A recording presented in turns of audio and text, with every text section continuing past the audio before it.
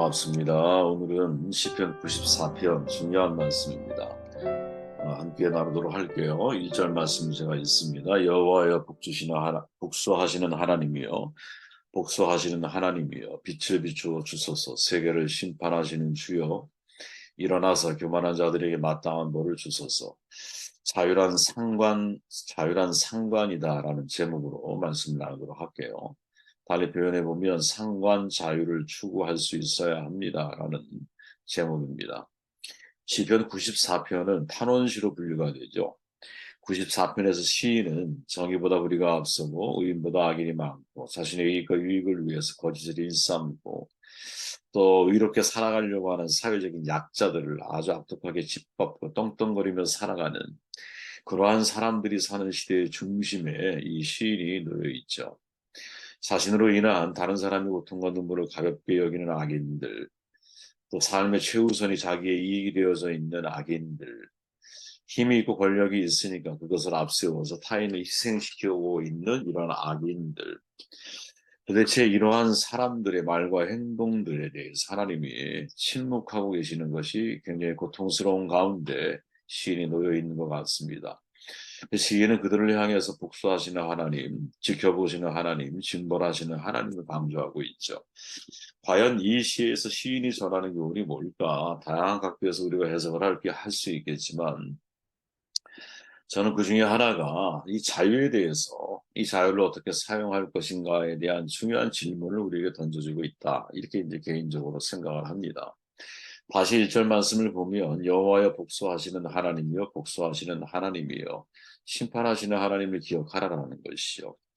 지금 이 상황은 너무나 자연스럽게 바벨론 포로 상황을 비유할 수 있거든요. 핍박자를 생각하며 시인은 자기의 신앙을 가다듬고 있는 거죠.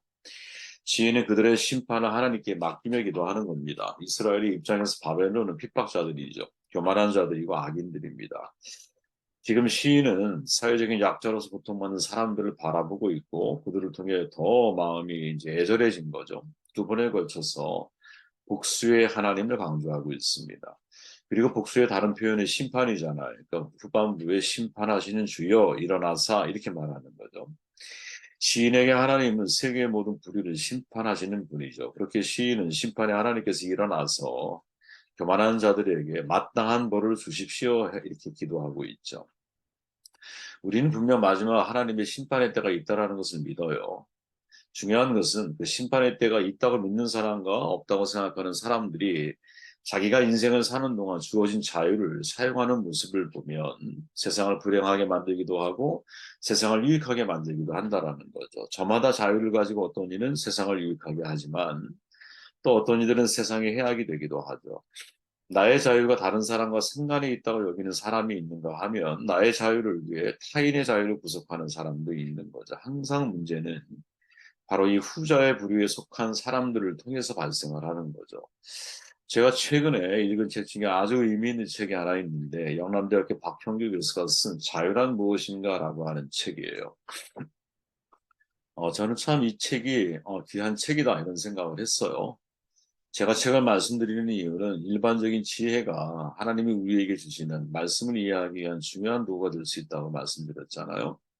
자유란 무엇인가라는 책에서 이 박형인 교수가 이야기하는 게 뭐냐? 진정한 자유는 공존을 위한 상관 자유라고 하는 표현을 사용을 해요. 상관 자유. 그러면서 이렇게 말합니다. 자유란 인간이 다른 인간과 인간이나 자연에 의존하거나 신세를 지지 않는 고립무원의 상태를 말하는 것이 아니라 다른 인간과 자연에 상관되는 상태를 말합니다. 이기적 쾌락을 최대화하는 것이 행복이라는 이유로 재산을 많이 갖고 쓰는 것은 자유가 아닙니다. 이는 타인의 자유를 불가능하게 만들고 자유를 파괴하기 때문이죠. 자유란 모든 사람의 잠재 능력을 최대화하는 것이지만 이는 타인과 충분히 상관되어 자연 속에서 공존하는 삶을 추구하기 위한 거죠. 자유란 상관입니다. 이 표현 그대로 제가 제목을 쓴 거예요. 상관 자유가 아닌 고립된 욕망 추구의 자유는 거짓이에요. 기본적인 의식주 외의 무한 욕망으로 벗어나야 인간은 자유롭고 평등하며 평화롭게 살 수 있어요. 그것이 존엄한 인간이 인간다운 삶이자 도덕이며 문명이고 문화이죠. 굉장히 사실은 짧은 문장이지만 되게 유의미한 메시지를 우리에게 전달하고 있죠. 저는 자유의 의미를 너무나 명확하게 우리에게 잘 알려주고 있구나. 특히 자유를 사용하는 방법에 대해서 상관성을 생각하라는 거죠. 쉽게 말하면. 저는 하나님께서 인간에게 허락하신 자유도 바로 이런 자유라고 생각하거든요. 인간에게 주어진 자유는 무한 자유가 아니잖아요. 제한 자유예요. 모든 것이 허락되지만 선악과는 먹으면 안 되는 거야. 근데 그 제한이 하나님과 인간 사이에 상관된 자유인 거죠. 인간과 인간의 상관은 인간과 자연의 상관없이 불가능한 거예요. 인간은 자연을 파괴할 존재가 아니라 잘 돌봐서 자연이 건강하게 유지될 수 있도록 도와야 할 서로가 상관성이 있는 존재이거든요. 자연은 여러분 인간의 의식주를 위한 자원의 저장소이잖아, 자연이. 그런데 이 자연을 인간이 정복하고 착취해서 파괴하는 대상으로 삼으면 결국 자연 폐해가 인간에게 되돌아오는 것이 부메랑이 되어서 인간과의 상관도 마찬가지라는 거죠. 혈연이나 지연, 기업과 국가 이런 모든 관계로 우리가 연결되어져 있기 때문에 내가 누군가에게 상관성을 생각하지 않고 나의 자유를 위해 타인의 자유를 짓밟는 이런 선택을 하게 된다면 결국 이것은 나를 결국 해롭게 하는 결과들을 만들어낼 수밖에 없는 거죠. 그런데 역사는 문명이란 이름하에 수천 년 동안 소수의 자유인이 다수의 비자유인, 노예나 피정복민이나 지금 시인이 속한 거죠. 여성이나 노동이나 사회적인 약자들을 차별하고 파괴하는 일을 일삼아 왔던 거예요. 제한 자유가 주어진 인간은 무제한 자유를 추구하려고 하죠. 이것이 죄 아니겠습니까? 그죠? 제한된 자유인데 무제한 자유를 추구하려고 그래.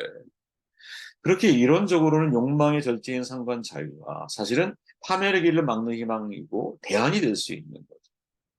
그러니까 나에게 자유가 있지만 하나님이 내게 주신 자유는 나의 이익과 나의 욕망 추구를 위해서 무제한 자유가 주어진 것이 아니라 내 자유는 누군가와 항상 상관이 되어져 있기 때문에 그 상관성 사이에서 내 자유를 제한시킬 수 있을 때 사회는 건강해지는 것이고 자유는 보호받을 수 있는 것이고 하나님과 나 사이에 하나님의 영역을 침범하지 않고 인간이 피조물로서의 자기의 존재된 자리를 떠나지 않을 수가 있는 거죠. 근데 문제는 과연 이것이 인간의 힘으로 가능한 것이냐? 이게 쉽지가 않은 거죠. 그죠? 이게 정말 죄의 근본적인 뿌리이기 때문에 그럴 거예요. 지금의 자유는 여러분, 세상을 놓고 보면 소수 우익 부자만의 것이 되어버렸죠. 불의의 장벽, 독재에 저항한 모든 숭고한 자유가 지극히 이기적인 소유나 개인적인 유익을 위해서 사실은 타락을 하고 사적 자유가 거꾸로 공적 자유를 가로막는 방병이나 독재를 만들어냈지요. 이게 지금 우리가 사는 세상이라는 거죠. 돈이 지배하는 세상에서 여러분 돈이 없으면 누구나 자유롭지 못해요. 그죠?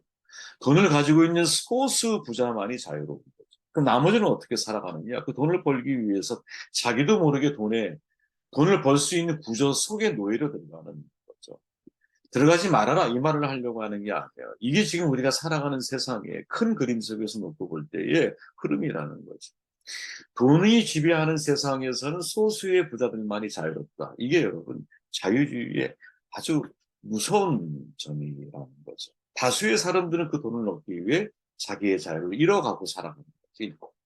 그죠, 여러분? 내가 당장 일하지 않으면 어떻게 자식을 먹여 살리고, 어떻게 집을 유지하고, 어떻게 생활할 수 있겠어?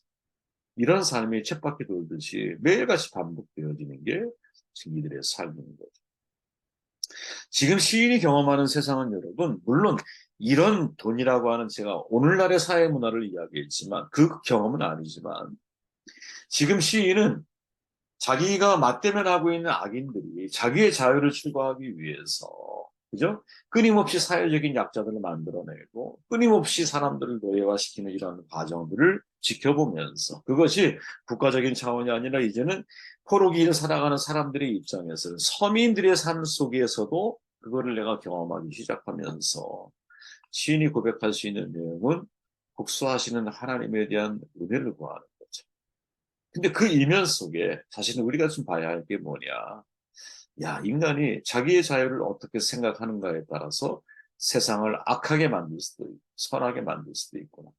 정말 우리가 추구해야 할 자유가 무엇일까? 이것이 시인의 말 속에서 좀 읽어낼 수 있는 중요한 교훈적인 메시지가 아닐까 하는 생각이 들어요. 두 번째까지만 하고 세 번째 여러분 읽어보세요. 7절 말씀입니다. 말하기를 여호와가 보지 못하며 야곱의 하나님이 알아차리지 못하리라 하나이다. 백성 중에 어리석은 자들아 너희는 생각하라.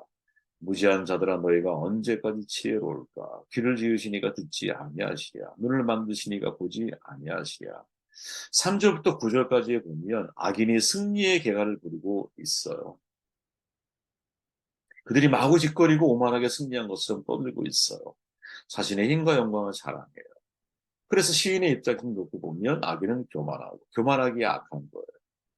죄악을 행하는 자들이 자만하게 지내는 것처럼 보여요. 주의 백성들을 막 짓밟아. 주님의 소유인 백성들을 고통스럽게. 더 괴로운 건 과부 나그네 고아 살해하고 막 사회적인 약자에 대한 학대가 점점 가중되고 있어요. 여러분 이건 시대마다 나타나는 현상인 것 같아요. 내가 우월종이라고 생각을 하는 거죠. 과거 게르만 민족처럼. 하나님은 교만한 자들을 지켜보고 있다라고 시인은 단언하죠. 근데 지금 심판이 이루어지지는 않고 있어. 그러나 언제까지 너희들이 계각을 부릴 것이냐? 이렇게 말하고 있죠. 그리고 하나님께 묻는 거예요. 핍박하는 그들이 왜 이렇게 무지하는 일을 하느냐라고 물으면서 그들이 눈은 있는데 보지 못하고 귀가 있는데 듣지 못한다고 하나님을 생각을 하고 있다라. 시인의 말처럼 여러분 하나님께서 귀를 만드시는 것, 귀가 있다라는 것이죠. 육체적인 귀를 생각하면 안 된다고 봅니다. 그죠? 전제적인 귀죠. 눈을 만드신 것은 눈이 있다라는 것이죠.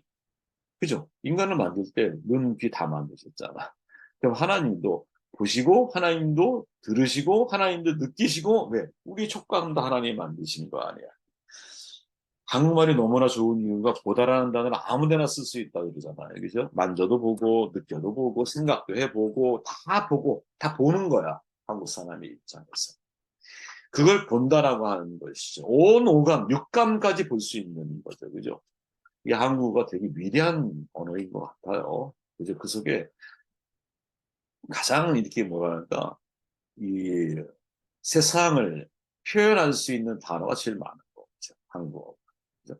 이게 정말 우리의 상상력과 생각의 깊이를 넓게 만들어주는 중요한 도구인 것 같아요. 하나님은 악인의 행위를 보고 반드시 심판하신다라는 거죠, 시를. 니들이 말하고 있는 교만한 소리 들으시고 심판하신다. 의인과 죄인, 선인과 악인, 그리스도인과 자연인의 차이가 있다면 시인이 말하는 관점에서 볼 때 네가 하나님의 시선에 대해서 깨어 있느냐 이걸 지금 시인은 도전하고 있는 거죠. 시인에 의하면 여러분 죄인과 악인들은 하나님의 시선을 의지를 못하는 거야. 이해되시죠? 그러니까 악한 짓을, 교만한 짓을, 거만한 행동들을 하고 있는 거죠. 근데 시인의 입장에서 의인은 뭐냐? 하나님이 눈을 만드셨는데 하나님 못 보시겠어? 귀를 만드셨는데 하나님이 네 마음의 소리를 못 들으시겠어? 하나님이 나라고 하는 존재를 만들어 놓으셨는데 내가 어떤 것을 통해서 보든 내가 보고 있잖아? 하나님이 그걸 못 보시겠어? 이렇게 지금 시인은 말하고 있는 거죠. 이게 진짜 영적인 민감함이고 이걸 우리가 보통 표현할 때 코란데오라고 말하는 거잖아요. 여러분 북이스라엘과 남유다 역사에 나오는 왕들에 대한 평가가 딱 하나밖에 없다는 거 알고 계세요? 명확한 기준 딱 하나를 제시해요. 이게 뭐냐? 여호와 보시기에 정직히 행했다. 아니면 여호와 보시기에 정직하게 행하지 않았다. 혹은 여호와 보시기에 온전하게 행하지 않았다. 이렇게 평가를 해요. 성경 읽어보세요, 여러분. 역대기, 열왕기 이런 데 한번 읽어보시면 제 말이 무슨 말인지 쉽게 이해가 될 거예요. 여호와 보시기에 정직히 행했다를 A형으로 한번 쳐봅시다. A 유형이라고. 보시기에 악하게 행한 사람을 B 유형이라고 할 때 북이스라엘의 왕들은 여러분 전원 다 B 유형이에요. 여로보암, 나답, 바사, 시므리, 오므리, 아합, 아시야, 여호아스, 여로보암, 이세, 스가랴, 무나헴, 부가히야, 베가, 호세야. 그가 제일 첫 출발이었던 르호보암과 여로보암이죠.